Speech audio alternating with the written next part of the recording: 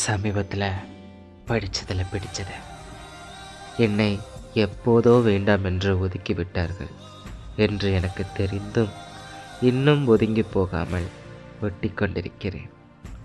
ஒதுக்கிவிடவோ ஒதுங்கிவிடவோ தெரியாமல் இல்லை.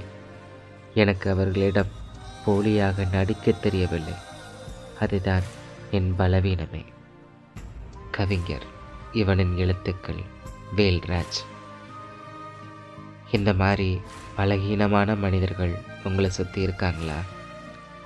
அவங்கள வேணான்னு ஒதுக்கி தள்ளிடுவாங்க.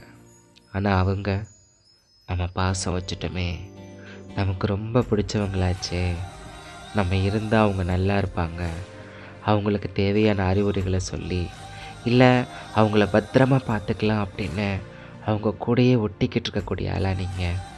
இல்லை, தயவு செஞ்சு இப்போவே அவங்கள விட்டு தூரமாக வாங்க.